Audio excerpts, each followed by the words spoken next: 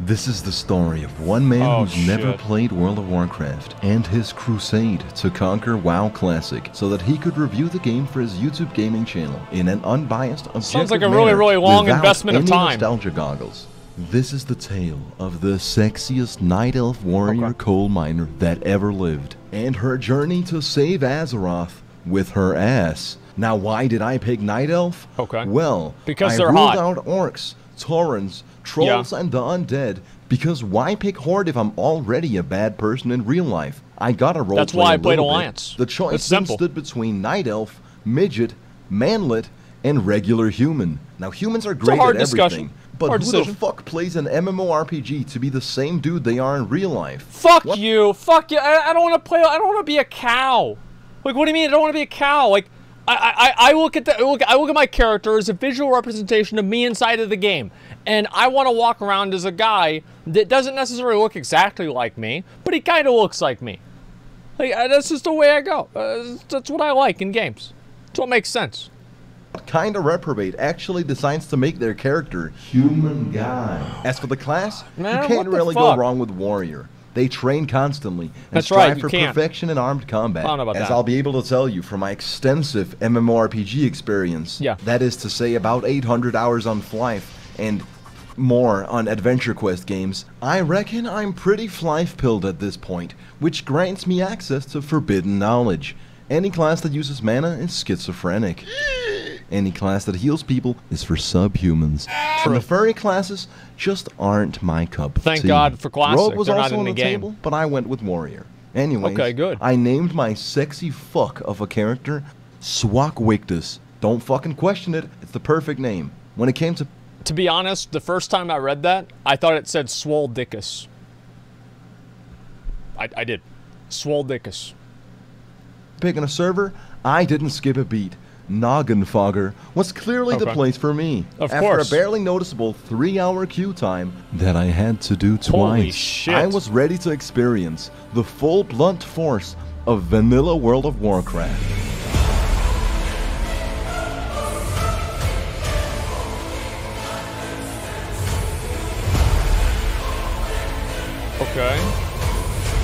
Wow. Alright, how do you fucking play this game? Let's go. The first thing that dawned on me was that the core element of gameplay is standing and hitting.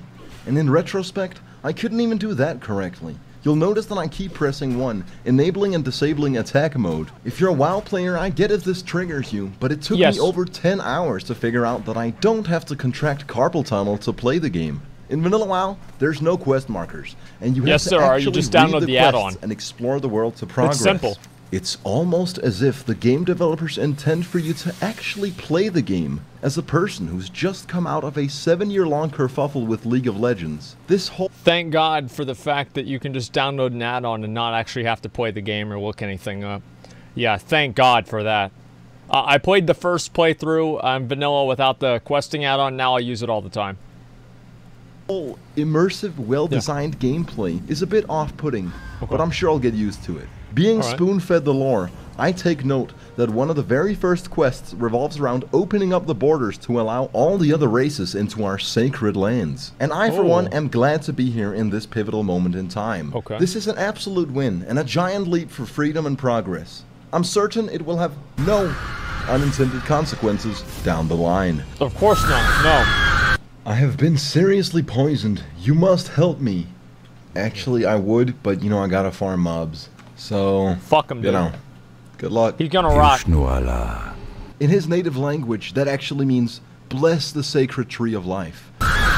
Since I had... Is that actually true? Is that... I don't even know if that's true or not. Is that actually true or not? Yes? Like, I genuinely never even keep track of that shit at all. Like, what does something mean in, like, Elvish? Who gives a fuck?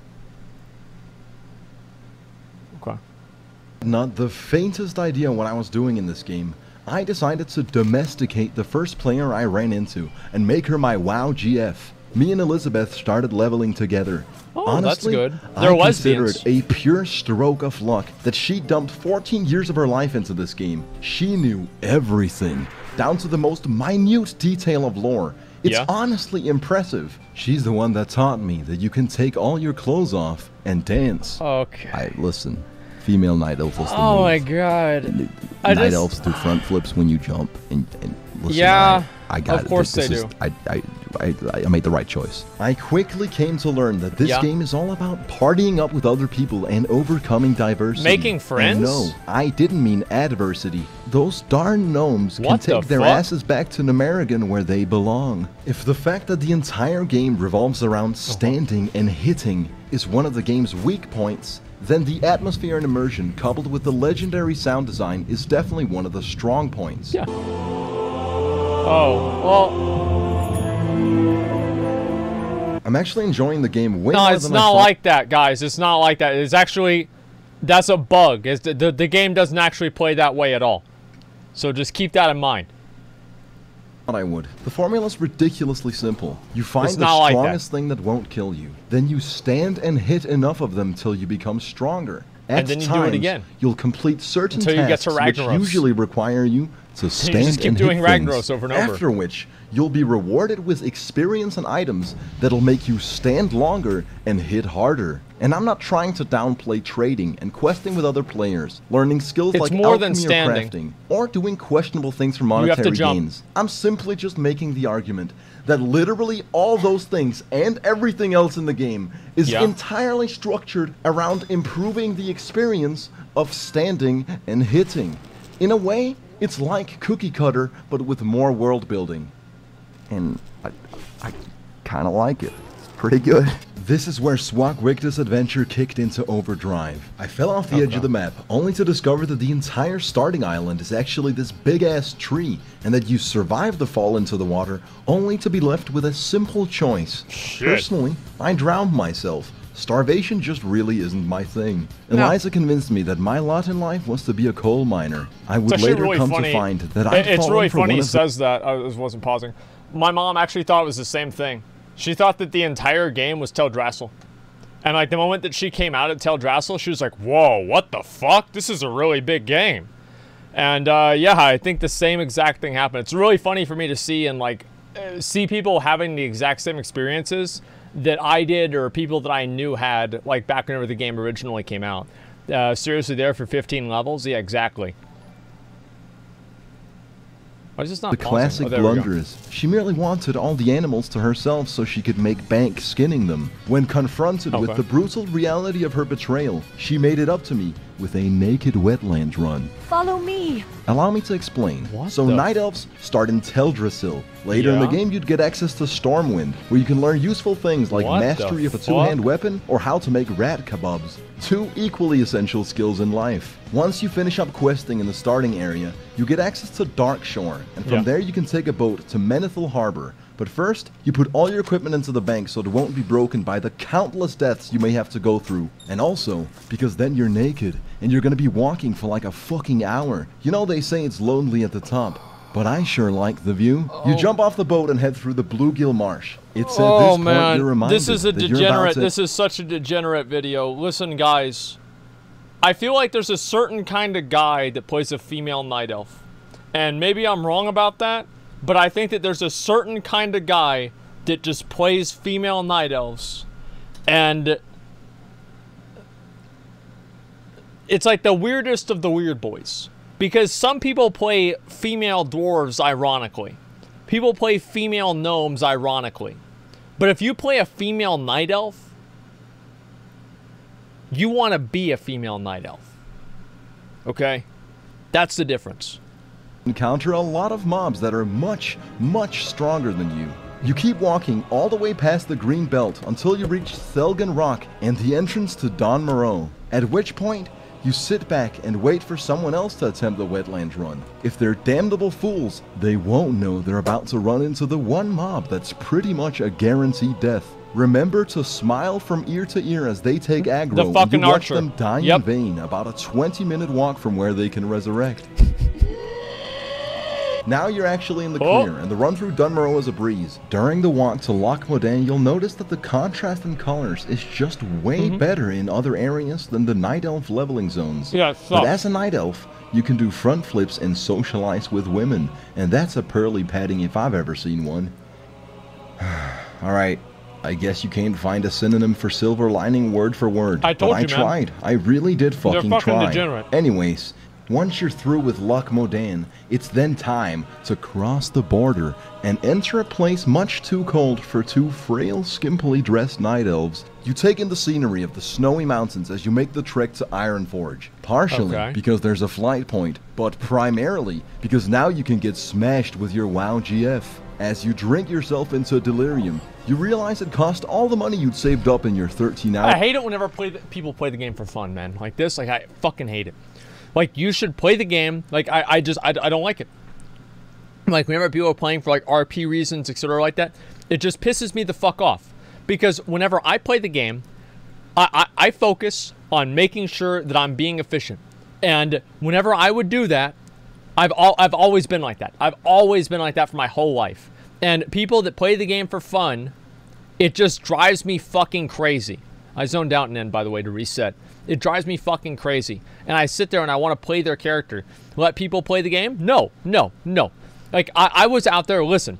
I was leveling in vanilla WoW, sitting there, getting killed in Arathi Highlands at level 34, while all my fucking friends were sitting in Stormwind having fun with each other. And you know what? I got to 61st. I got in the raids. I got the epic gear. You know what they got? Nothing. Because they weren't doing shit. So, listen, I did get the last laugh. But I got it at the expense of, like, being pissed off for, like, 2 months. Yeah, I was pissed. Of game time, and it dawns on you that World of Warcraft isn't all that different from real life. Then, in an alcoholically induced stupor, you enter Tinkertown and use a flute to catch some rats that are then turned into rat kebabs. Because let's be honest, did you really have a good time drinking if you didn't slaughter a greasy kebab along the way? Message Court Jester. That was a rhetorical question. Once you've had your fun in Tinkertown, you take the Deep Run tram, which runs all the way below the Vanos Gaming Ocean. Click on Nessie. And then you finally arrive at your destination, Stormwind. Oh boy.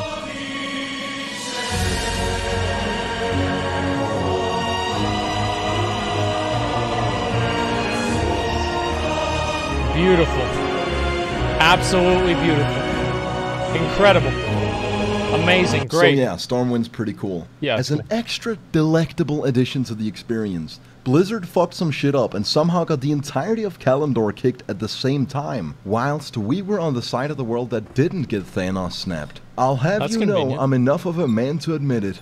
Alright, I'm having a good time here. This is fucking gameplay. Dumb enough to think I could stand on my own 2 feet, I parted ways with Eliza. I figured that to truly have an authentic experience, I couldn't have someone walk me through the entire game. I returned to Darkshore and almost immediately proceeded to be soft-locked by a graveyard skip for a solid 45 minutes. I'd gone just past this point and died, which changed the resurrection. I like how it's like, you know, like, because you know, he hasn't played the game before, so you see all of his gear is red, he's got res sickness, the mobs are red level to him, you know what's gonna happen, but he doesn't. Shrine to all the way down here where the mobs are just way fucking stronger and just kill me, especially if you take into consideration the fact that all of my armor is now broke. Oh, how convenient. But I gotta walk the whole way back, but then every time I revived my corpse they would just kill me and I would just come up with a new strategy. Why don't I just walk the whole way in wisp form, just, you know, bite the bullet and then I'll just revive there. Very fun. You know. What? I went all the fucking way to up there to use the fucking spirit healer, and then it spirit healed me all the way down here, and now I'm in the same predicament, and I can't. For 45 minutes. That's the way it goes. Was at this very moment that I began to doubt the path I'd chosen. Okay. Was I really the right type of person to experience this game to a point where I'd have fair grounds on which to even review it? That seed of doubt would taint my mind and eventually bloom to become a jungle of suspicion and uncertainty. Could I in fact be one of those fucking normies that played this game for 2 weeks and forever after proclaimed that it's just not their thing? Only time will tell. All I know is I caved in and had my bangin' WoW GF walk me through a couple more quests and teach me the game just a bit more. Being a beginner in World of Warcraft without... I'm gonna be honest. Whenever I first started the game,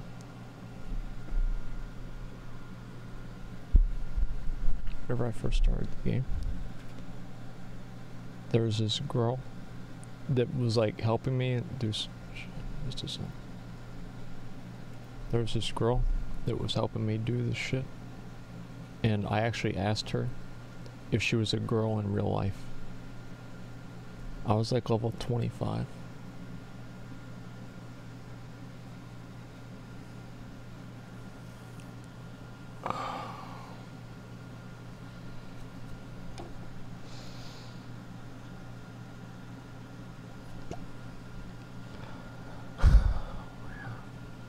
It's not good. It's not good at all. She said maybe. I know now that was a no. It's a hard fucking no. Any MMO experience in the last 10 years of my life is a bit like choking on a fucking anus. Although whilst it's happening, you realize you're actually kinda into it. Allow me to explain. That sounds about Classic WoW. Your coping mechanisms kick in.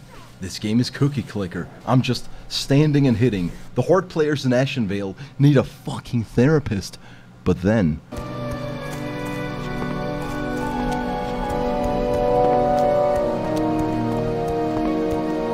the part where you're not standing and hitting reels you back in, which leads you on a pilgrimage of exploration throughout Nothing wrong with standing and hitting, okay? Not everybody has to have ADD.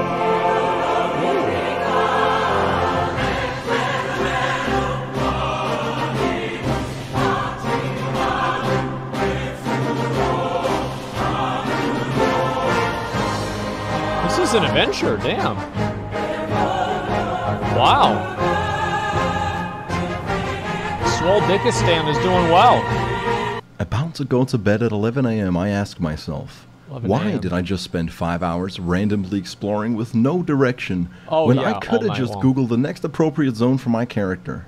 Oh yeah, that's right, because if I try to look up a guide... Warriors were the worst class in the game at leveling by such a large margin, it's not even close. The warrior is widely known as the worst leveling class or solo leveling class in the game. They are definitely challenging. They have slow leveling, low mobility, low sustain, high gear dependence, dependence on consumables, costly repairs. So let me get this straight, right?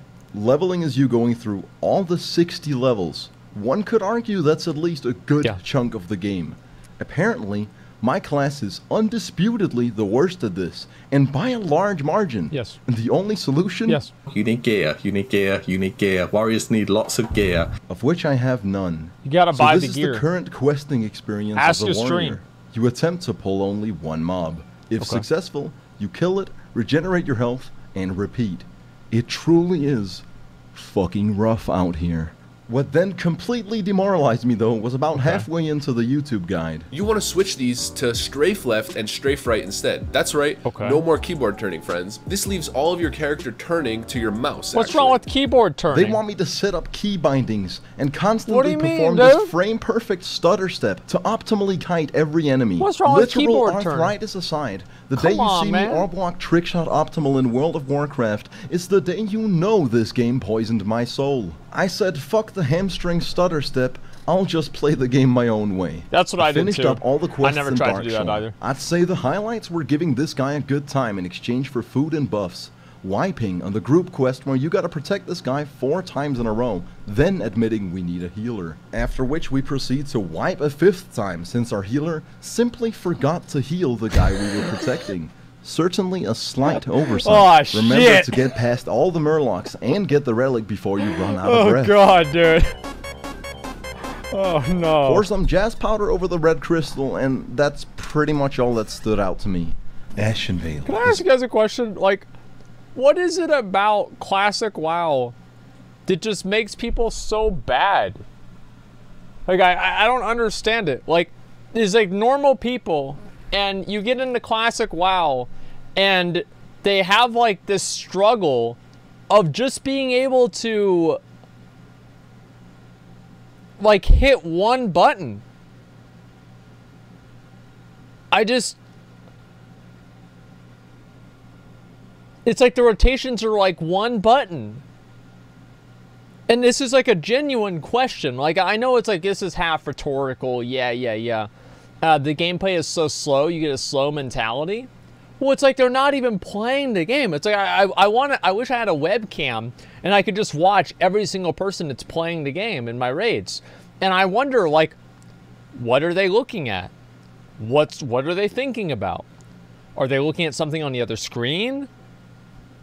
I don't know, man.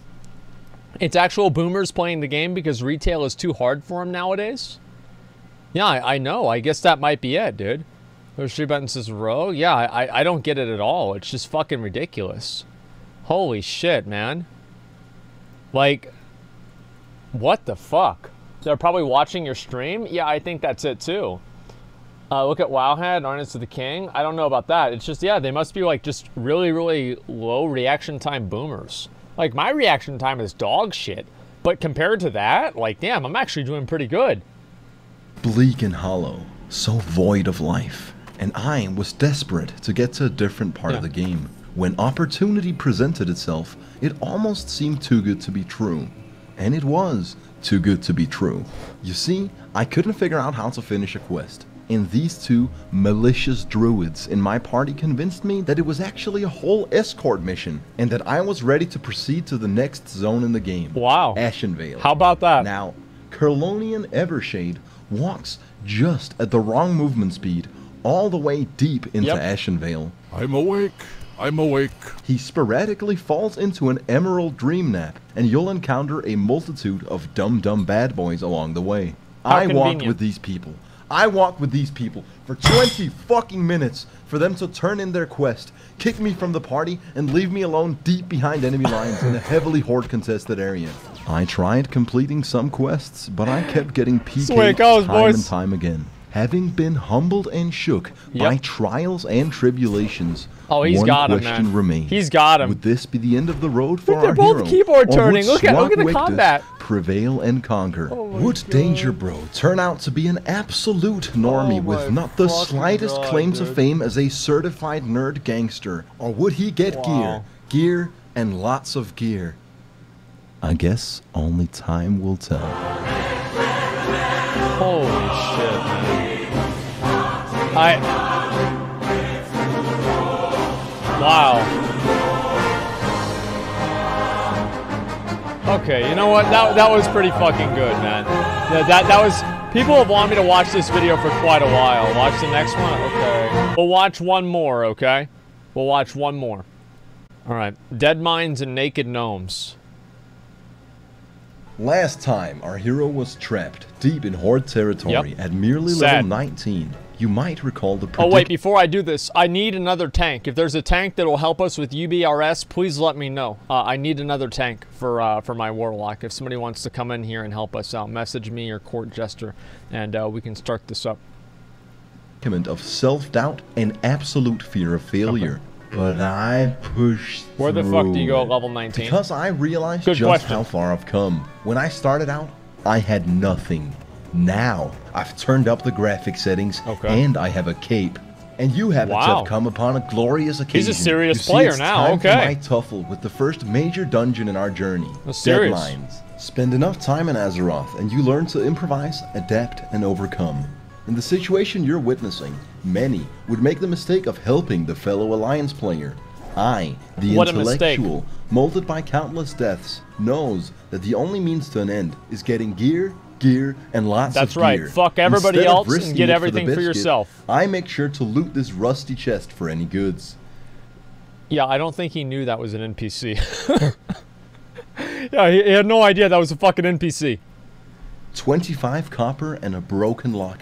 I make off like a bandit. In this game, you gotta know when to be a hero and when to look out for number one. On the surface, Azeroth is adventurous and splendid, but in reality, it's a social-political nightmare RP sandbox. You never know what foolish fuckery you might run into. You may, in fact, spontaneously combust. Now, the Horde gank was expected, but imagine my surprise when I rezzed the Spirit Healer just to be met by Helcular's remains. A mob so much stronger than me that I see a skull instead of its level. A mob who will chase you down and make you his bitch. You may be surrounded by Horde scum what a game, and have them grant you mercy what a fucking if you wave back. just to get smacked in the back of the head by a troll 2 minutes later.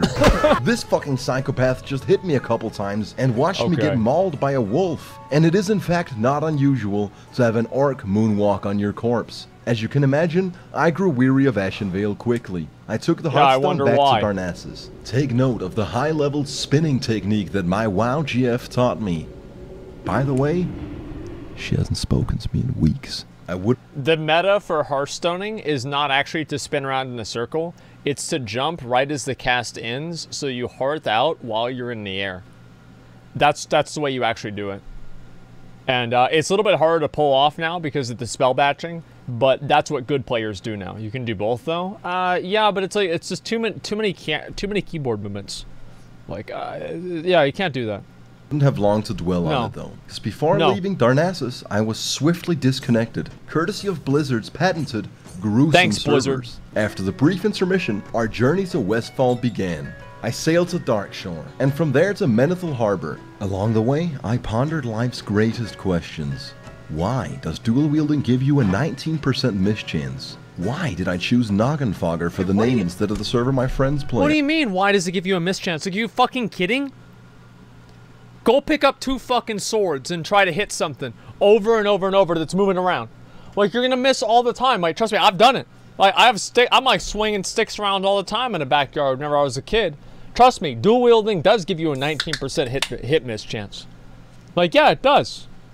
Like, you have a 2-handed weapon, you can hit them every time. Why did I get invited to the Nogger Nations Guild? Why did I accept? Are robots gonna take all our jobs? How will we combat climate change, overpopulation, and deal with the threat of AI? When will China start World War III? Why does White Monster with rosé wine actually fucking bang? Boomer Juice, by the way. Then I flew to Stormwind. And from Stormwind, I traveled on foot to Westfall. When I arrived at my final destination, Sentinel Hill... I might actually break my fucking monitor. I can relate. Sentinel Hill. You did it. There it is, dude. I began a series of grueling tasks known as the Deadmines quest chain. Not difficult in the slightest, just fucking horrid. First, I've got to kill this guy who can be anywhere from here to here patrolling. Mind you, there's lots of people in this quest and you're more likely to run into his corpse. That picture was wrong. Then I travel halfway across the world to deliver a letter. There's literally a mailing system in this world, so I don't see why that would ever be necessary. By the way, it's 4 letters, not 1. And it's back and forth in different places. Follow that up with an escort mission. This is where he's about to do Deadmines. You have the unholy trifecta of gruesome game mechanics. That's not as fast. Now pay close attention, alright? 1:20 a.m. I met Mike Miller and bought 40 loaves of bread. Time. It was at this point that I was ready to bust down the Deadmines dungeon. Now the question is, how did I end up at 4:20 a.m. still not having completed the dungeon at a naked gnome twerk party of all places? Oh my God.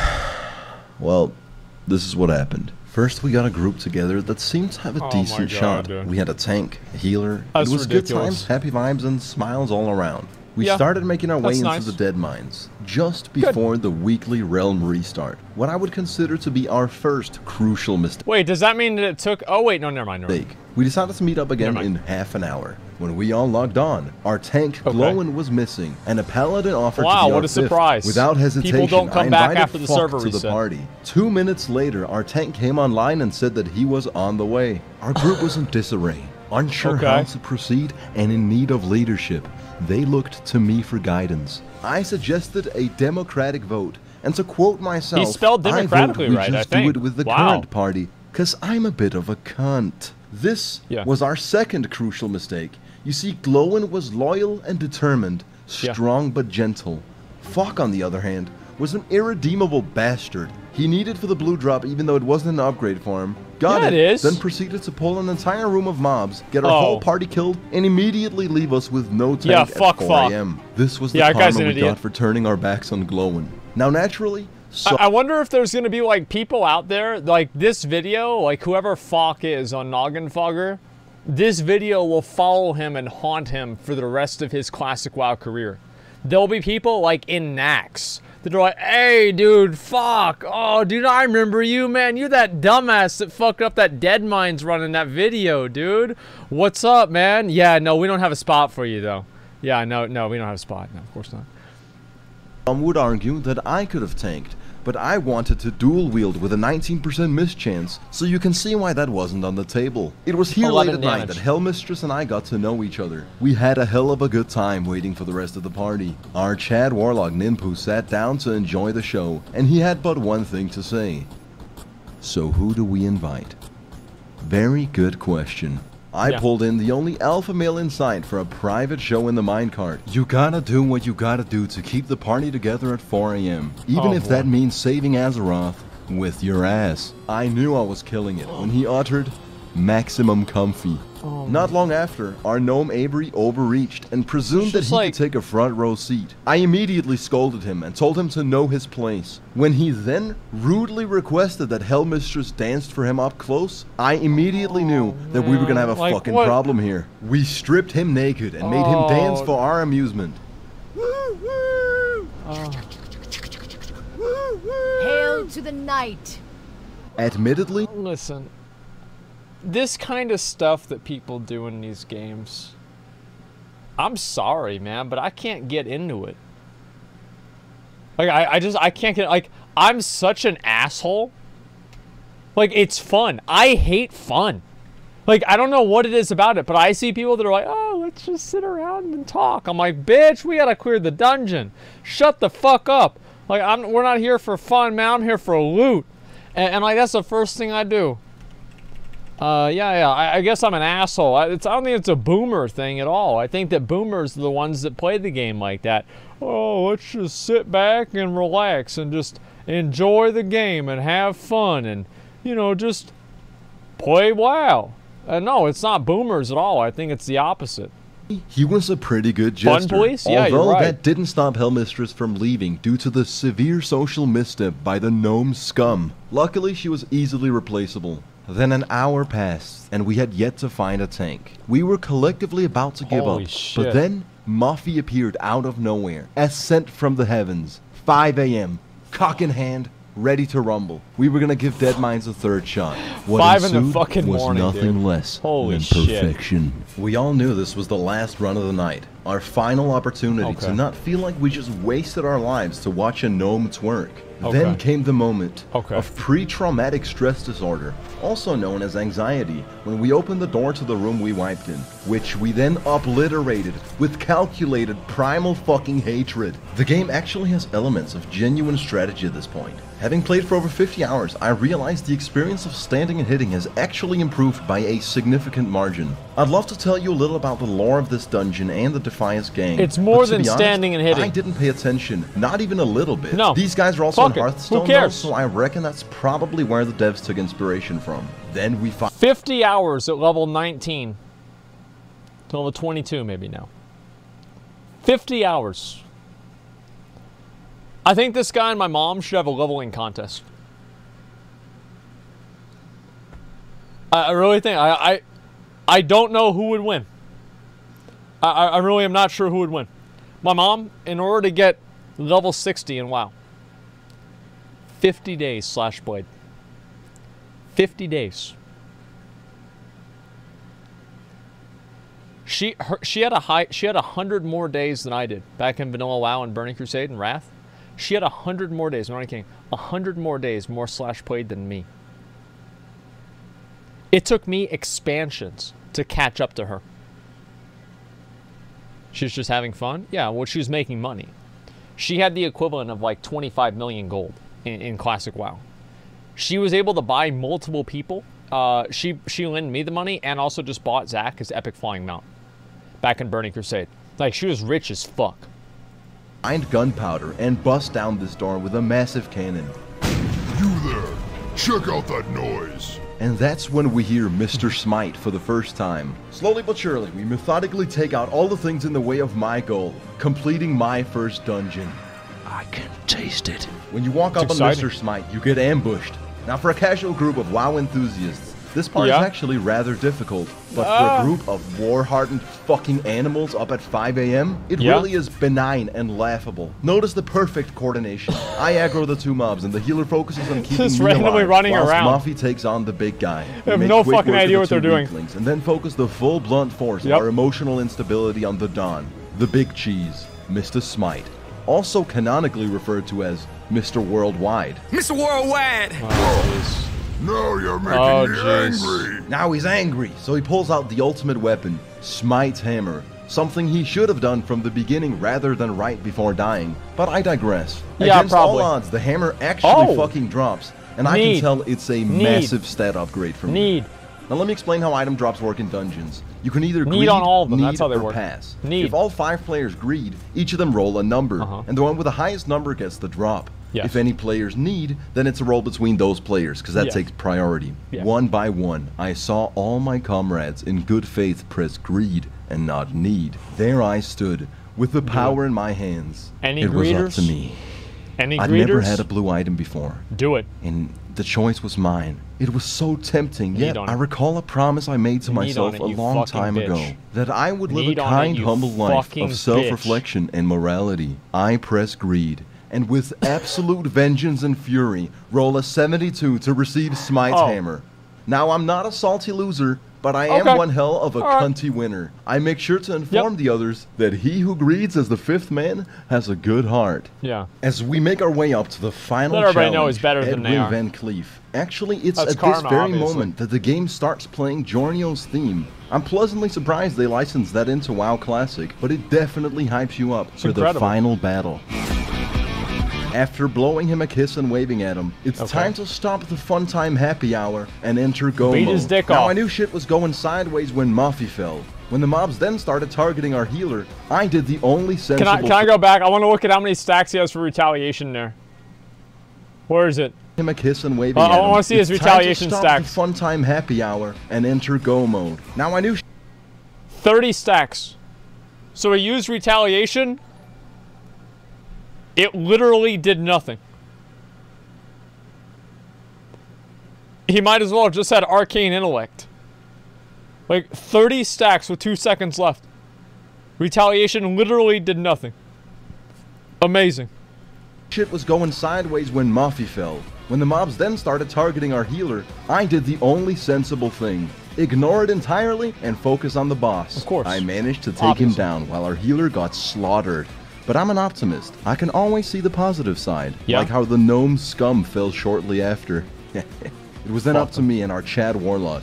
Who Jump actually, on the now wheel. that I look back at the footage, He's got is a rogue and not a warlock. Oh, but I'm yeah. not doing it over. It's besides the point. Whatever. There Fuck. is that. It's up to me and Ninpu, the higher intellects Yeah, y'all of the are group, dead. who dual-wield one-handed weapons with a 19% Yeah, miss you guys chance. are 100% And I dead. can't think of any reason why our DPS would be inadequate. Surely the healer and tank are at fault for dying here. Finally, Never we mind, the rogue is prevail, carrying. just to see Edwin Van Queef drop a sick set chest piece. Ooh. Ninpu selects Need. need. I select need. Need. Eliatra selects need. Need. And our brainlet gnome player selects greed. Ninpu rolls a 10. Eliatra rolls a 69. He's gonna win. Yours truly? Fucking 80! Boom! Oh, I Real knew gamer it. hours. Ninpu says, I knew fuck it. my life, and rage Kill quits. me. And there I stood, entirely fulfilled in Imagine being Ninpu. Imagine sitting there through 5 a.m. dungeon group with 4 other dipshits that can barely play the game, and you sit there carrying them through the entire fucking run. The last boss finally drops the item that you need, and the warrior who's dual wielding at level 17 wins the fucking roll. Yeah, and it's leather. Yeah, I'd be pissed. pure pleasure, waiting for the others to return. Dare I say, chillin' like a villain. My comrades return, and we agree to kill the cookie monster. However, I proceed to fall down and aggro all these mobs. The boydom came to the rescue, but I know a losing battle when I see one. Yeah. I make my escape down the only path available to me, and run for He my just runs fucking away life. and lets Mafi Being die. chased by goblins, bandits, and murlocs. Oh, wow. I can't help but feel that I should have been the one to resurrect and walk 15 minutes to my corpse. And they should have been the ones to escape. Yeah, probably. But of course, there's no need Yeah. to cry over Little spilled milk. In World of Warcraft, the day-night cycle is the same as real time, and as I exit the dungeon, I see the sun rising. Ooh. See? It's not all that different from real life. Yeah, it's the exact same thing. I hand in the Deadmines quest and go repair my armor. He doesn't have then take a cardboard small nailed detour up to the over his Ironforged windows, Weapons though. Master Not so a that real we can gamer. skank out with this new hammer. Oh, By the jeez. way, using a weapon class for the first time gives the phrase, a swing and a miss, a whole new meaning. After testing out Smite's hammer, I went back to the place that made me realize World of Warcraft is indeed a fuckers game. Ashenvale, the Los Angeles of Azeroth. Game? And from there, I journeyed into uncharted territory. A fuckers the Stone game. Talon Mountains. It was time for the Horde shitheads to pay the price of being on the wrong side of history. Okay. I had a blast murdering these fucking losers time and time again. There's nothing quite like seeing a man die. Oh, shit. Here we go again. And walk all the way to his corpse just to get obliterated again, forcing them to resurrect the spirit healer, breaking all their equipment by 25%. And providing them with an unfortunate resurrection sickness that makes them 75% weaker for 10 minutes. God damn, dude, that hammer hits hard. Wow. You get to make other people waste so much fucking time, and in a manner that's intensely aggravating. It's fucking sick. Unfortunately for me, I would at this point come to learn that what comes around goes around. The players I'd been tormenting ended up grouping up and spreading the word of my misdeeds. Considering I was the only Alliance player in this area, I now went through retribution of the highest caliber. When leaving the area after numerous deaths, I thought that my peril for the night was over. God, was I wrong. I went into a cursed land known as the Charred Vale just to complete one simple quest. There are these 4 mobs, and I gotta kill 7 of each. Simple enough, right? No. Except for the fact that the Charred Vale is packed to the brim with Horde players. So the experience goes a bit like this. Find and kill one of the mobs, and then I die, courtesy of some cunt Horde player. Yeah, there is that. Got it. Then I walk all the way to my corpse sound effects. And repeat. Sometimes the experience is actually a bit different and varied, because I'll also just die to the mobs. I should have just given up, but for whatever reason, I was That's the Horde right there. See that? He's getting the true vanilla WoW experience. Getting killed 3-on-1 by the Horde. See, you'll never see a Horde player engage you in combat unless it's a completely unfair fight. Like, it's a completely unfair, unbalanced, ridiculously broken, one-sided bullshit fight. But if you ever have people that are, you know, like a 1v1, oh no, they're just gonna walk by and wave at you. But whenever they come, this is the worst one. I had this one guy do this. He walked by, he waved at me. Then he comes back with his friend, and he kills me with his friend. Like, after we were just like, we're friendly. I was like, what up? He's like, what up? And then he just fucking comes back with his friend and kills me. Alliance never do that. Horde always do that. Finishing this godforsaken fucking quest. This guy fucking ate my corpse. But World of Warcraft has really diverse gameplay, you know? You never know if you're gonna die to the Horde gank, or the mobs, or the very Blizzard servers themselves. Oh yeah, there is that. It took me an hour and a half.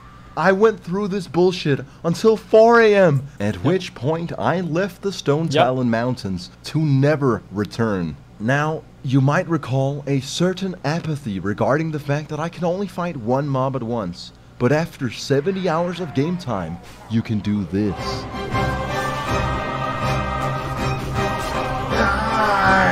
You fucking murlocs! I thought I was going to say something else. Notice how I level up right before dying to the last murloc. Ooh, I consider that one of my more precise calculations. Interestingly, I had to play for over 70 hours before being able to take on more than one enemy at a time. And I can't do that very often, considering retaliation is on a half-hour cooldown. And you might still just fucking die.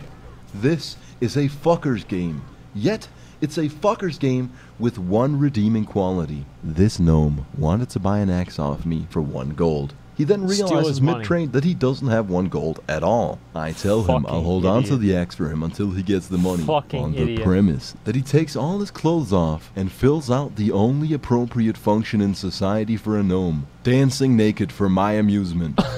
Did I ever end up selling him the axe? No. Okay. Alright, listen. These videos are actually really good. I like these a lot.